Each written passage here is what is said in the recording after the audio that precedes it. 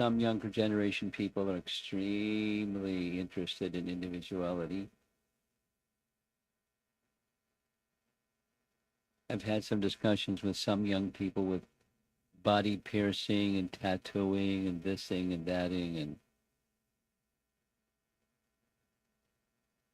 it's my individuality, man. So searching for something that's an expression of individuality. At times we act on the platform of the mind, at other times we act on the platform of the heart. That's what this graphic is meant to illustrate.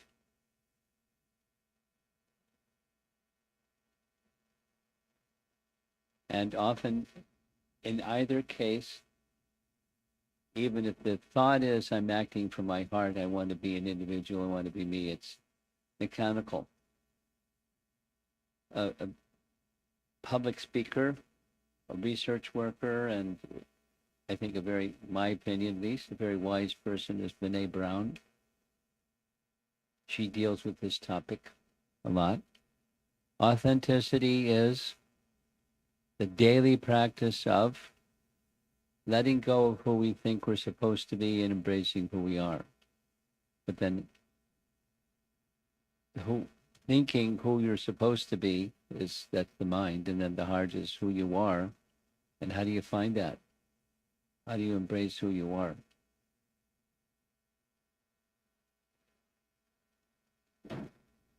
Now, in this illustration, it's really easy to pick out the one item that's a little different than the other very, very, very identical items.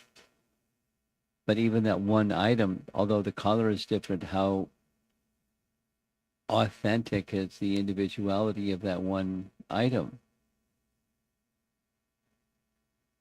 The purpose of many of these things, it's a little challenging purposefully, but it's meant to create thoughtfulness, introspection.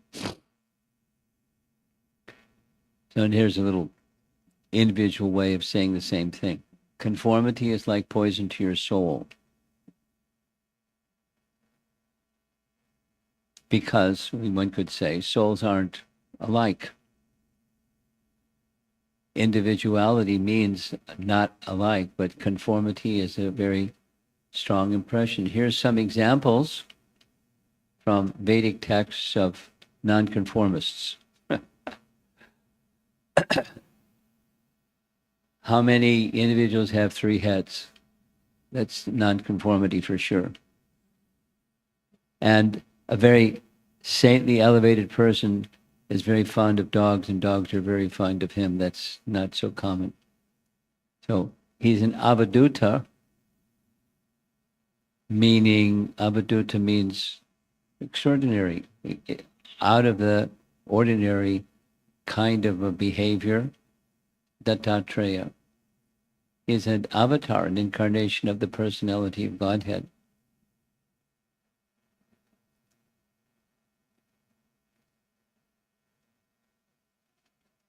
And you see, he's a partial incarnation of, you see the trident, Lord Shiva, and the crescent in one of his heads is Lord Shiva, and the serpent on his hoods, on his head, that's Lord Shiva. Lord Shiva's din, din, drum, etc. So he's a nonconformist, Dattatreya.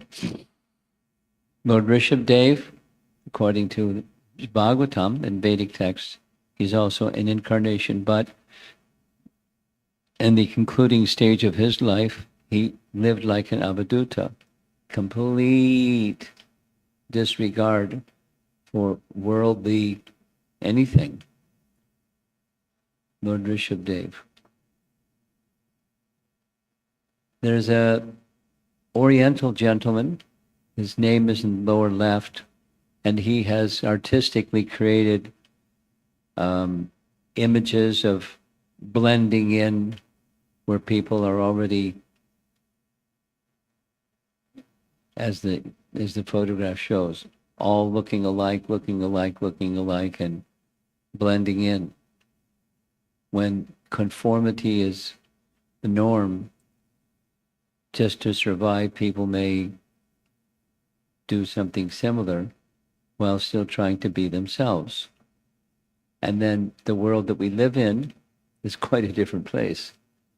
Now, all three are dressed in suits, men and ladies, but they're all pursuing whatever that success is, keeping up the race.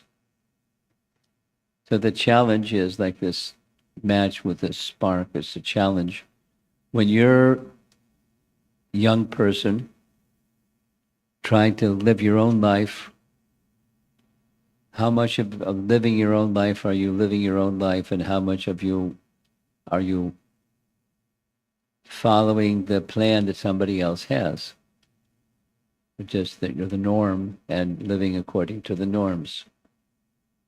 There's a sociology statement that goes like this: a man's nature is no more than what is made by his social relations or social connections. People have a desire to have meaningful relationships. That's part of what's important to people in life. And one way of defining somebody, I mean, if we see a group of somebody walking along and the kind of association they keep with one another tells us something about their makeup. Maybe not their intrinsic nature, but something about their relationships. And this receiving of identity starts in a very early stage. There's an invisible baby in the baby crib, but the brother and the sister and the parents and the everybody else, they have their expectations. Just like the home program yesterday. There was a small child. And boy, that small child was the center of everything. If the child did or made a move or made a sound or started running around, everyone's attention wasn't on anything but the center of attention. And that happens in life. So some of this is sociology comments. We're social beings. It's natural to want to love and be loved, to respect and be respected. It's very natural. And the illustration is meant to show that sometimes we just go for the bait. That is, someone externally or whatever offers some kind of respect or some kind of feeling or expression of love, and that's a need that we have, and we go for it, whether it has anything to do with who we really are or who we aren't. And then so this it breeds conformity. So here's a bunch of little ducklings, and I don't know if you've seen ducklings move. One leads and all the others follow along. The lead one goes this way, they go this way, jump in the water, and they all jump in the water, and the one goes that way, and then it's just how ducks move. It's quite natural, and we're not ducks, but we're beings that have similar tendencies. So back to the theme of the topic for discussion. When being an individual becomes important, and what to speak of important, it becomes like an obsession. When someone is striving for that, how much of it is genuine? It's genuinely being themselves. The tattoo or the body piercing or the attire or the whatever. How much of it is genuine? And if one sees through that, then what do? Where all this is headed is the authenticity has, just like conformity is poison to the soul. Where it's all headed is the soul, because that's who we really are. And while there's a strong desire to be genuine, naturally so, it's because we want to be who we really are.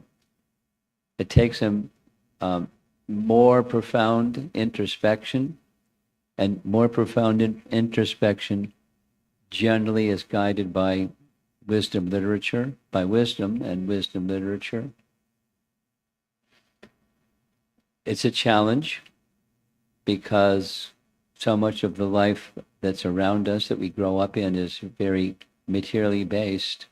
And when it's materially based, how you can act from the platform of the soul and realize the soul? How can you be honestly individual?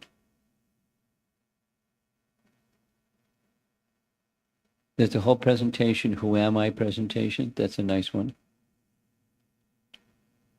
I'll just share a little bit.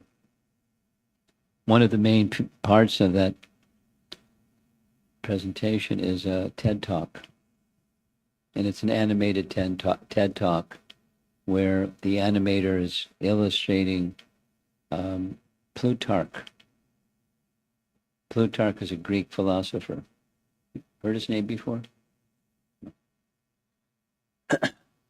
Because it's an age-old question, Plutarch helped his reader ponder the question through a parable. The parable is, whether it's historical or mythical, there was a king of Athens. The king of Athens was named Theseus. So the parable is the ship of Theseus. So the way the story goes, that Plutarch tells us, the king of Athens was called upon to defeat a minotaur, like a monster that lived in the island of Crete. So from Athens to Crete, you have to cross by ship. So he got on a ship and he crossed the ocean, went to Crete, defeated the minotaur, and came back on the same ship, and they had a big festival. Theseus defeated the minotaur. So every year, historically, in Athens, they take the boat from the harbor, and the ship would make its passage to Crete. They have a festival in Crete, the killing of the minotaur, and then you come back and have a big festival. It was like an annual event. It went on for 1,000 years. May still be going on, I don't know. But the Plutarch example is, in the course of time, a ship that's 1,000 years old, the parts wear out. So in the course of 1,000 years, all the parts of the ship, 100% were new parts. So then the question that Plutarch raises is, where's the ship of Theseus? Is it in the harbor? So numerically, all the parts of that ship are the same ship. But the original ship that had Theseus standing on it, that's not around anymore. So there's something that's not the same. So what is the ship of Theseus is a similar question to who am I? Because if we're the body, what he's getting at is the body parts change in the course of a life, not 1,000 years, but in the course of the duration of life. All the parts of the body change. I've done this in classroom with kids. So who's it? Everyone knows in the classroom of young kids who's the smartest kid in the class. So do you all know who the smartest kid in the class is? They all point to the same guy or girl. There. Okay. Okay. So I'm going to ask you some questions, and you do the best you can do to answer the questions. Point to your shoulder. Point to your head. Point to your knee. Point to your foot. Point to your chest. Now point to me. And they sometimes right away go like this. The me is the whole body. And then you take them through. Let's do it again.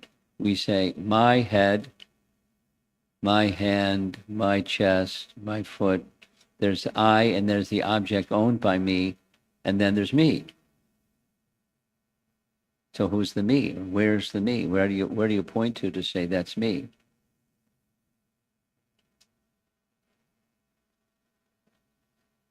And they all giggle, and the smartest person gets a little embarrassed. But it's not to embarrass the person; it's to illustrate. It's the same as Plutarch.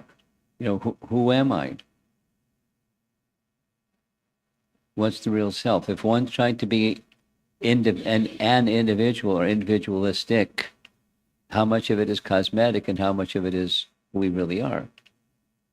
The genuineness of individuality. Do I really know myself? What makes me sure I know who I am? So then comes wisdom literature. Because of the way society works, rare are the efforts to understand one's true identity.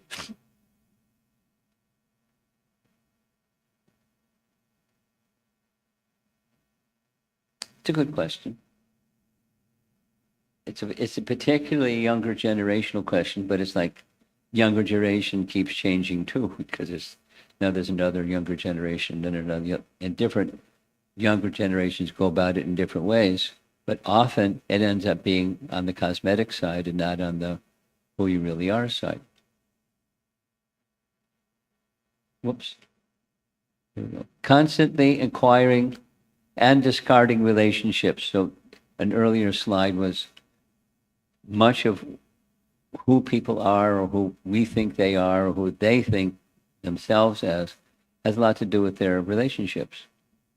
The relationships that they keep, because like attracts like. Birds of a feather flock together.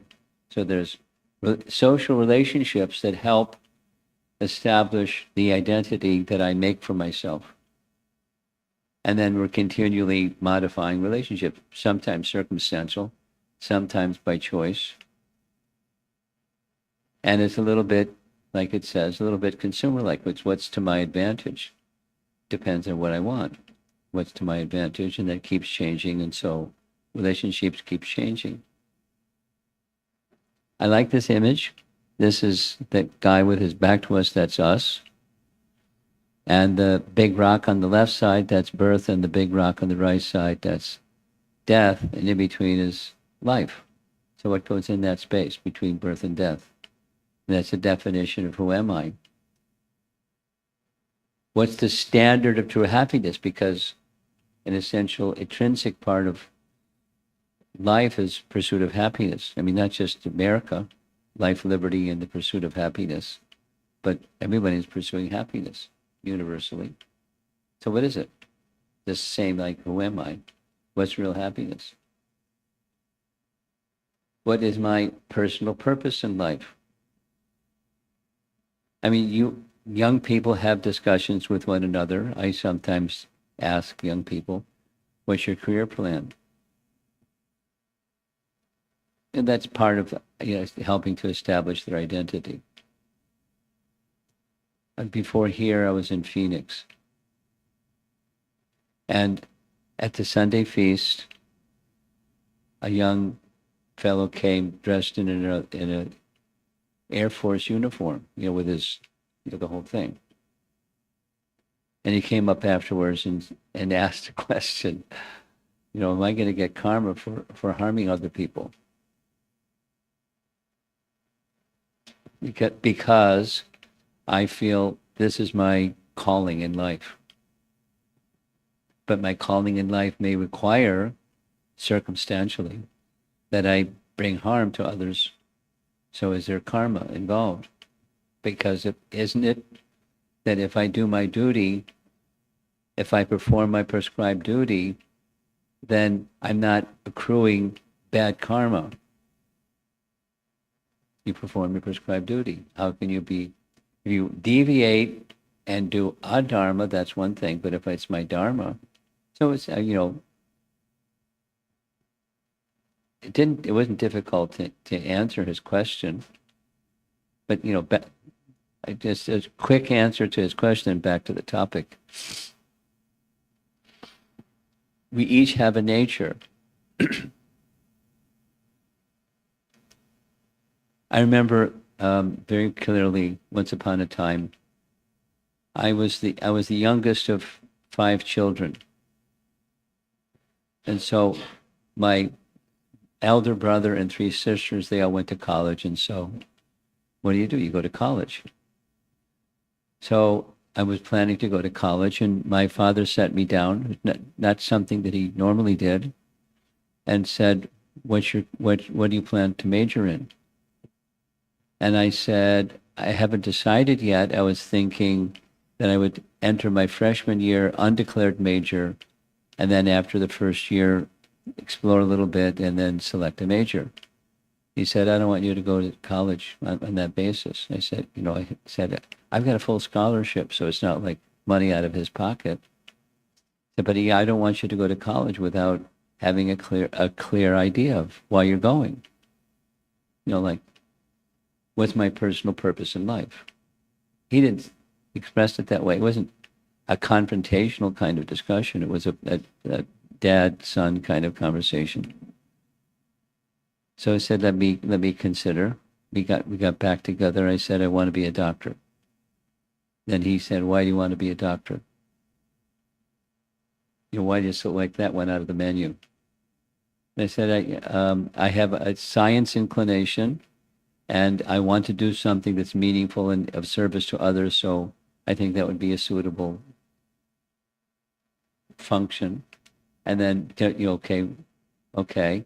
Then what's the major? Science, math and science, because that's the kind of, Okay, so off I went to college, math and science major, and heading for medical school. That was the process of selection. But it's not that my identity, just like this Air Force young fellow. I feel it's my calling. Kshatriya.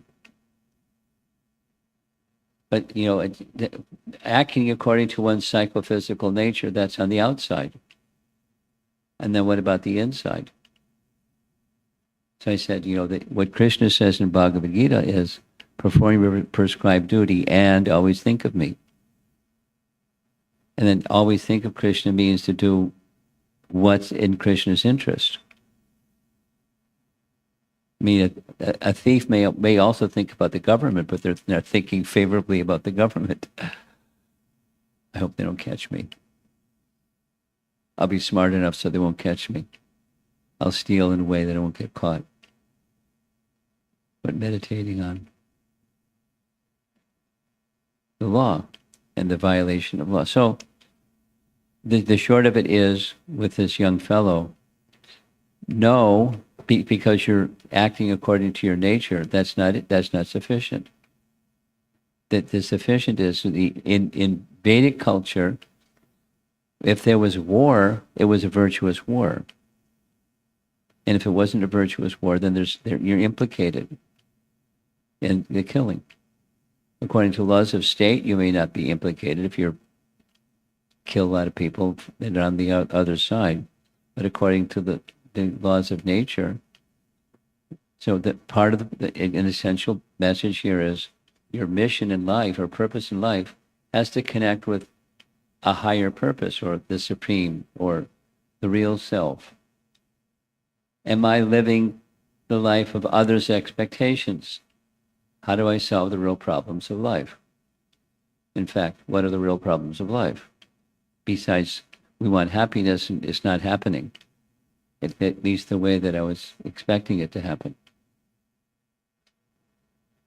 What are the real problems of life? According to Bhagavad Gita, birth, death, disease, and old age, and that continues unless and until the real self becomes the focus of our life and living that real focus. Am I material or spiritual? If I'm spiritual, what's the overall spiritual reality I'm part of? Fundamental questions. So again, wisdom literature or Bhagavad Gita gives those answers. And it helps us as a background to see if our connectivity or our relationships or our acting according to our nature is really on the spiritual side. or, what kind of individuality and how genuine is it? False sense of connection obscures real identity, leading to no authenticity. Again, false sense of connection obscures real identity, leading to no authenticity. In short, self-realization or understanding who we really are in the fundamental sense, in the spiritual sense, is an essential part of authenticity and individuality. Limited conceptions will not satisfy the need for connectivity. The image is meant to show there's a transcendental reality, and unless that transcendental reality is very central to our life, that the sense of being connected to the source of everything, or the Supreme, then we're not going to feel satisfied. So it's an invitation, it's a challenge for those that wish individuality and authenticity of individuality to rule their lives. You have to break out through the other side of the material conceptions. Real individuality is not possible in a material conception of life. It's true. Largely, people identify with matter because of their identification with matter. Whatever they come up with of individuality isn't genuine. Reality begins with an understanding. Am I this body or something other than this body? So one of the pursuits of spirituality is meditation like this. Meditation and yoga are popular, or at least in the modern context of what people do, searching for spirituality, it's quite common. But meditation on what? And before meditation, what? And after meditation, what? What constitutes my life? Am I material or am I spiritual? So down here at the bottom, it's showing different people doing different things, and and well-wishing things at that. There's a nice lady that's helping a little old lady, and somebody that's building something, and some young people. Different people doing different things. And then there's people over here doing yoga and meditation. And then there are people that are working their way towards realizing the source of everything. And that's an expression of real individuality. Now, the people that do that are different. On the soul platform, they're different. And they may even do things that look like what everybody else is doing. But it's in an awareness of who they really are. And that's real individuality. That's the main message. How do I act with spiritual connectivity if that's who I really am? Our friend Albert Einstein had to say, you never solve a problem on the level on which it was created. They have to move to another level to solve that question or get an answer to that question of who am I really, and authentically who am I really, and not just cosmetically make individuality an expression of something outside, but something inside. I like visuals, so this is 3 visuals. This is an eggshell. And the eggshell has some light coming out of the eggshell. And that light coming out of the eggshell, image-wise, means the consciousness of the living entity, who we really are, is conscious in consciousness, and that consciousness extends out into the world, like the light extending from that eggshell.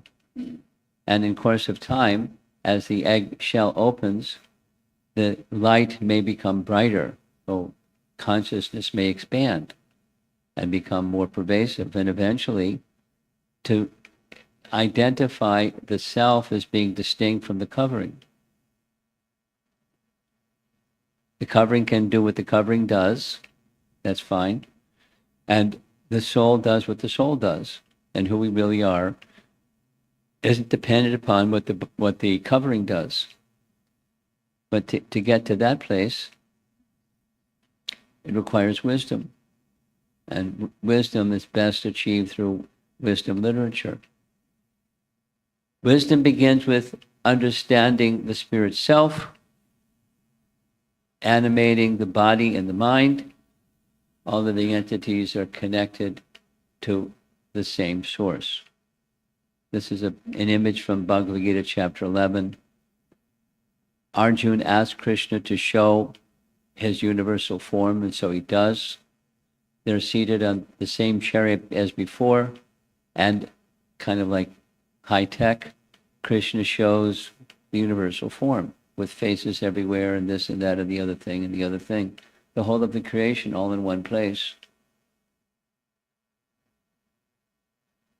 Quite an experience. So we're all connected to that same source. And the practice found in Bhagavad Gita is to make that connection with the source. That's bhakti yoga.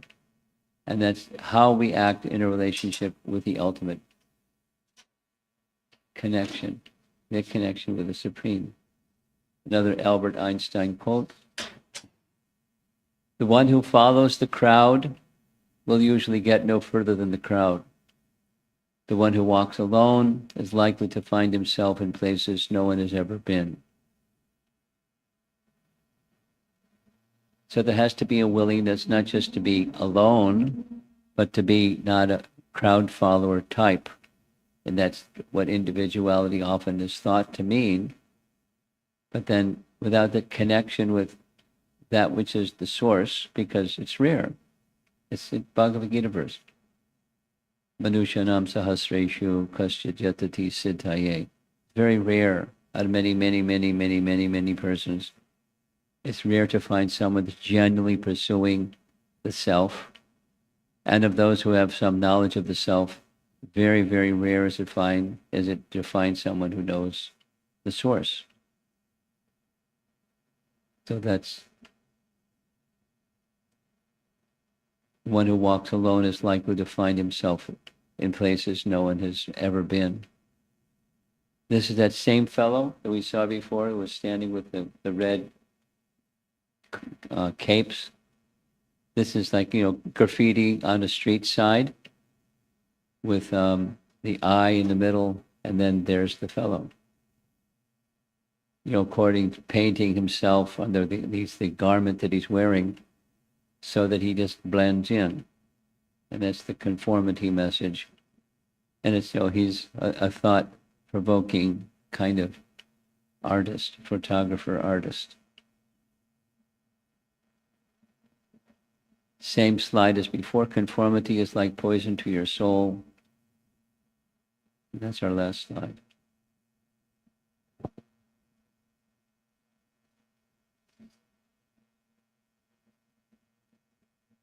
Conformity, or even take its flip side, striving for individuality based upon an absence of an understanding of the soul. Just, in other words, a cosmetic expression of individuality, external only expression of individuality. It covers the soul. It keeps one disconnected from who we really are. So now I was asked to do a little interactive section. Are you into it? Interactive session?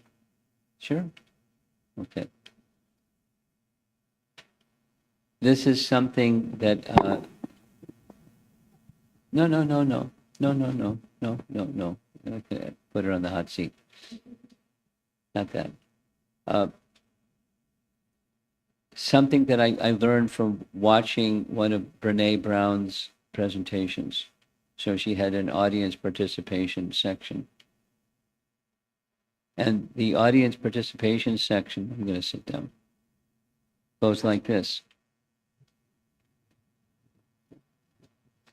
those of us, all of us in the room have some understanding, different degrees of understanding, that that source of everything expands within the heart of every living being.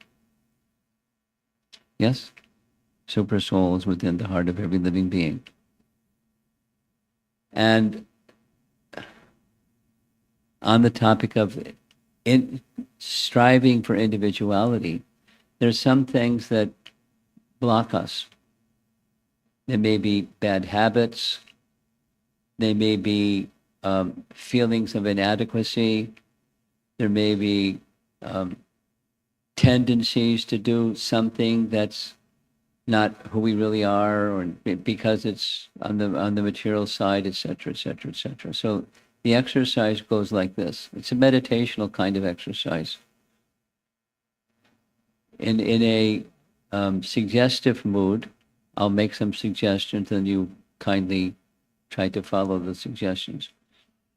You're sitting with your eyes closed, and you know that the super soul is within your heart, and in your mind's eye, you can picture that the super soul kindly manifests himself in front of you. And then you have this heart-revealing conversation or communication with the super soul, Krishna, that these are the obstacles that I find in my life to keep me from discovering who I really am and being who I really am. It's my habits, it's my shortcomings, it's my tendencies, it's my whatever it is, stuff that's blocking me from self-realization and being on the spiritual platform all the time, being mindful. And have that heart-revealing discussion with Super Soul. And then present to Krishna, what do you recommend for me, or what can I do to get on the other side of those shortcomings or those tendencies or those bad habits? And then select one that you think is really important and doable. And after having gone through that, have a little breakout session where you share that with another person or two, however you want to do this. And then just discussion groups.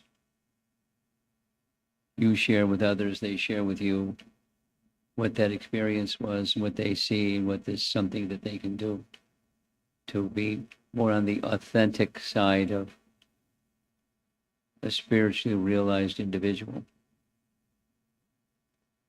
Clear? Different. But I'll say it again. I watched a video of Brene Brown taking an audience. It wasn't, a yoga club at the university kind of an audience. It was just people that liked her speaking. She's a social researcher, but she's a good empathic person.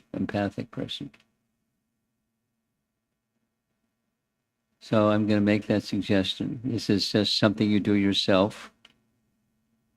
You have a little dialogue with Krishna, and you stay with it. And it's just like between you and Krishna. And then when you settle up with Krishna, what's something that gives you the intelligence to know what you can do to overcome at least one thing or one specific thing, then make a commitment to do that, and you can share what that experience was with another person or two.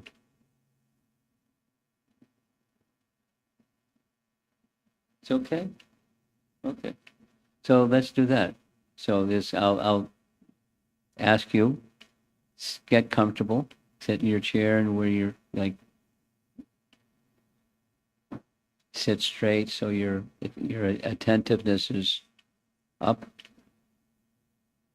And you will just take you through the talk. Close your eyes. Meditate on the fact that the Supreme Person is situated within your heart. He's the witness. Upadrashta Anumanta. He's observing everything, permitting everything. He already knows, and you're inviting him to have some dialogue with you, and he very kindly reciprocates and comes before you within your mind's eye. There he is in front of you. And in your mind and your mind's eye, you have this disclosure to Krishna. These are the areas that block me from my authenticity, my being who I really am on the spiritual platform. These are obstacles that are keeping me from that high reality that you already know, but I want to share with you what you already know and take wisdom from you. What should I do? And then identify one of those things that you can work on that's meaningful. Just one.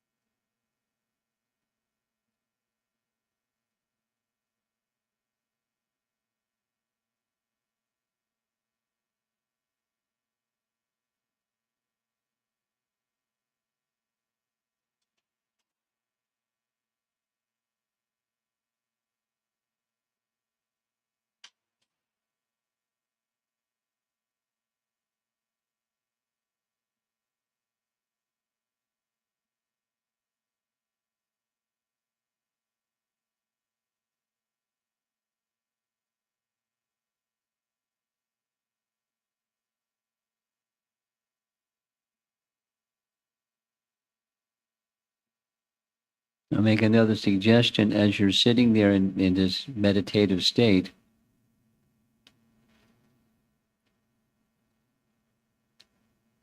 the bhakti principle is that we can't do this on our own. We require some spiritual strength along with intelligence. And there's the appeal to Krishna, please provide the strength. And I provide the commitment to work on this, and you kindly supply the strength to carry forward.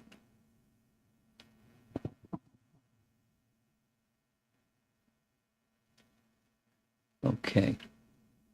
So now look around the room and pick a person or two that you want to share this little experience with.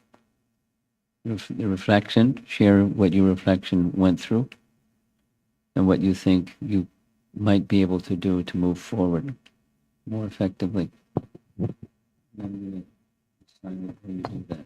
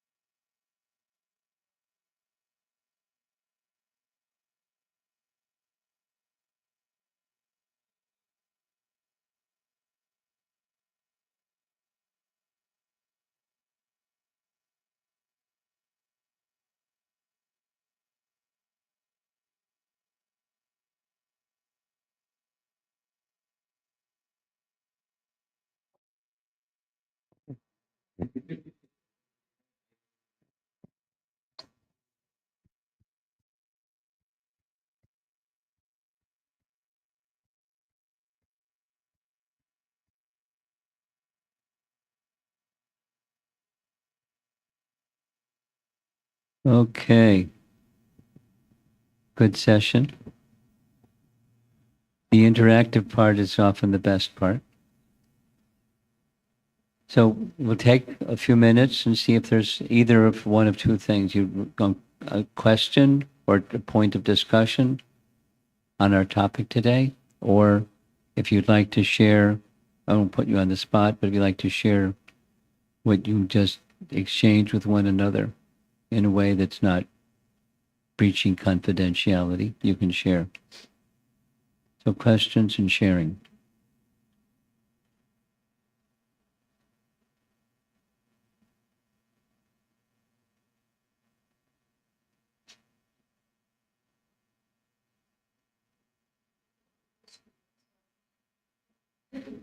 Huh?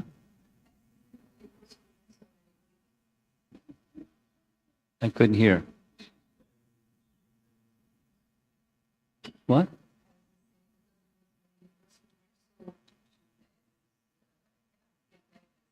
Okay. All four of you students, you're on the spot.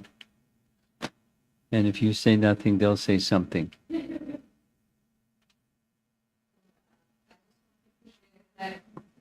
When I was, thank you. When the part where I had to express was very clear that what I wanted to express, but how the super soul will respond to me, that was little bit, I was stuck there. But yeah, I mean, somehow, I don't know if it was a mental concoction or something, but it came to me that I need to read more shastras. I mean, to get more authentic information and more authentic platform to work on. That's good. That's good. That's good. Okay.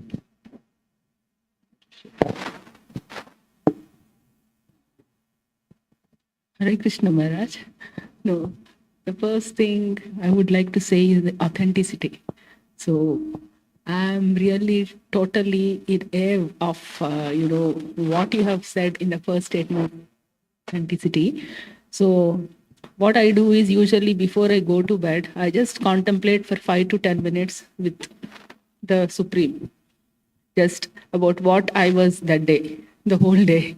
Try to be complete truthful to him, that how I was reacting to certain situations, how I would have behaved more, in a better way or something, because when I work with the colleagues and others, I don't know, sometimes, I cannot be so authentic when I say certain things to them.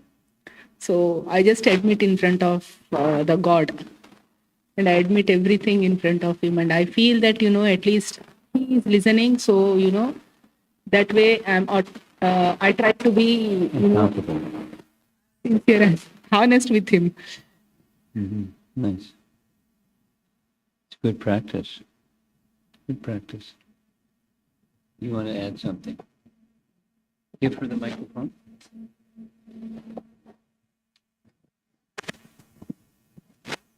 So during the meditation part, when you asked us to kind of, think about what is stopping you, I thought I know that one of the things that's stopping me from being more spiritual is kind of curiosity and curiosity and just the belief that maybe other things can also make me happy, and I think that keeps me from 100% like trusting the spiritual path and giving giving my giving my everything to that. And so I think the solution was in the problem itself, that one way to get out of it is to, What was the saying? The door closed. I missed part of it. I was saying You- little. So I realized that the solution was in my problem itself, Ah, and I just I have to build my conviction in the spiritual path. Okay. Yeah. Just, I know it, but I have to internalize it. Okay. Two things, comments on what you just shared. Incrementalism, a teaching that I like, try to live by. Progress is a series of small steps in the right direction. So just be clear what the direction is, and then take little steps in that direction. Then the other is, you can't do it on your own. It's because who you really are, this word connectivity was used a lot. We're parts of the Supreme. And we can't restore that relationship with the Supreme on our own. It's not like building, as we were walking through this building, whoever designed this building is like, whew. Electrical engineering and civil engineering, this engineering, that engineering, and how many years it took them to design the thing, which is build the thing. So it's not like building a building, of like building a spiritual life. It's bhakti means there's this connection, and we do it through that connection. So that's moving to where we want to go. Doesn't work without that connection, without the bhakti connection, that the dependence upon descending mercy to get to the place where we want to be. Those are two comments on what you just said. And the whole exercise, it's like life, whole exercise of overcoming what our shortcomings are.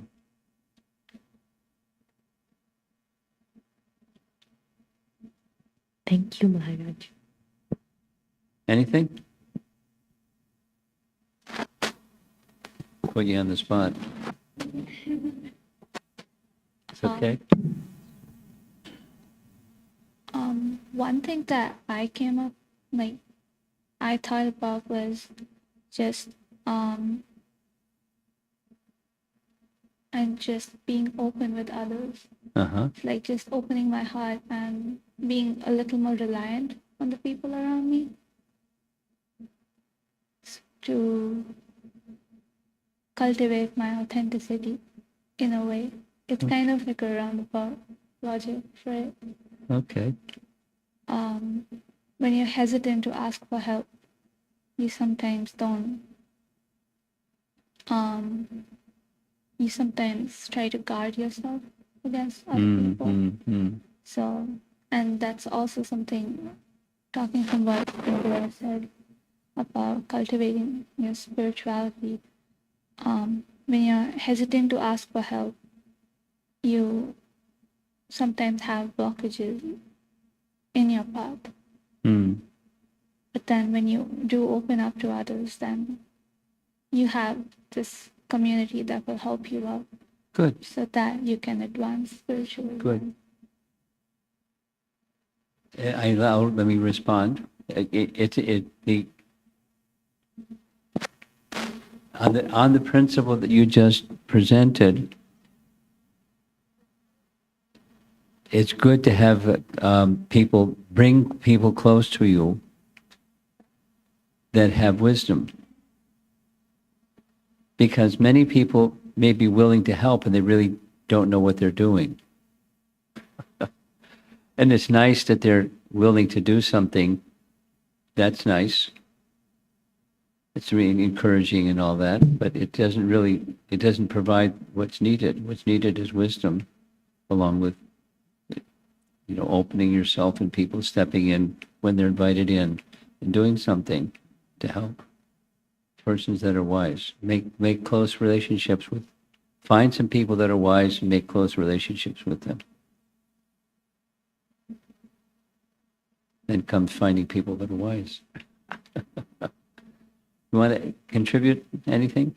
Give the microphone. Yeah, we were discussing, basically,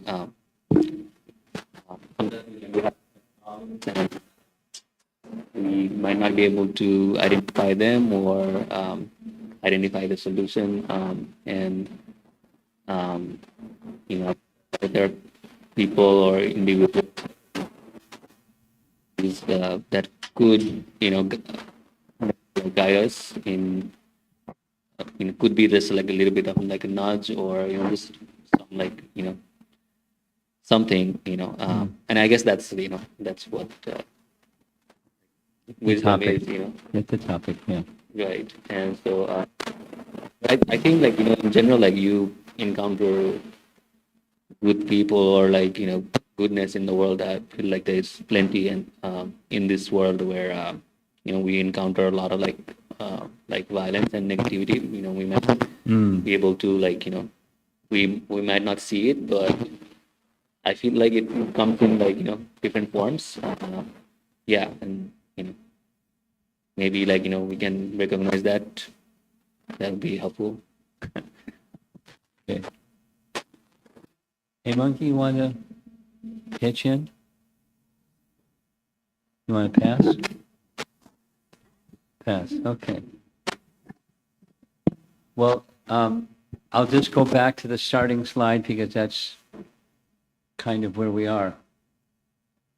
It's meant to show, this little graphic is meant to show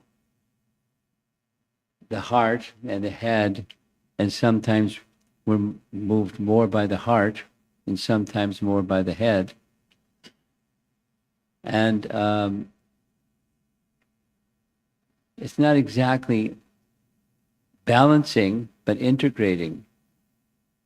So the head and the heart can mean different things to different people.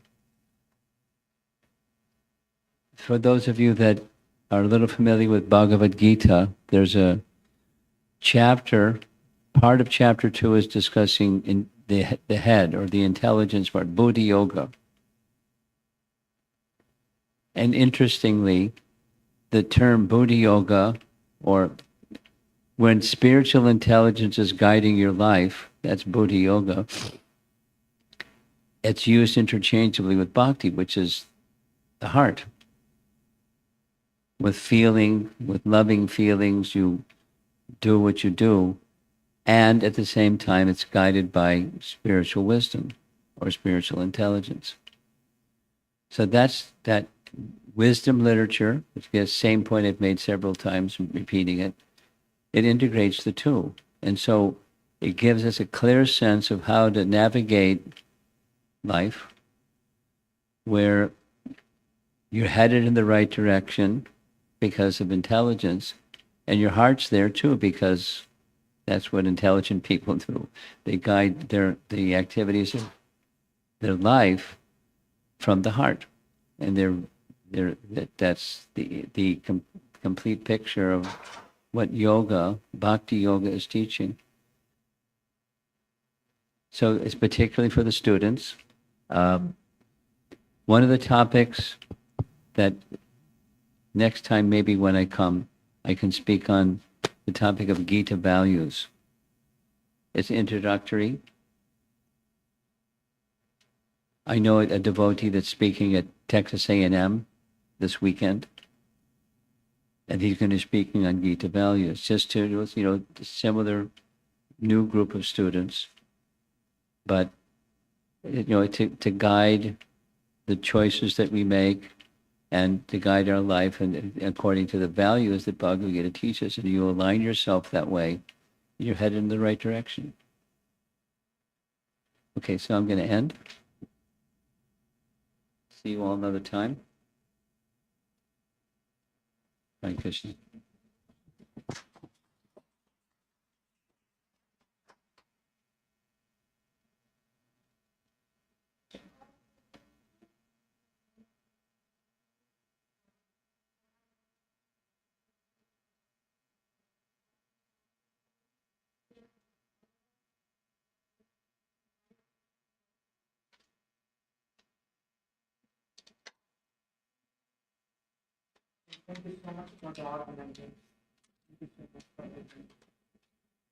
I have some Mahaprasadam from Vrindavan.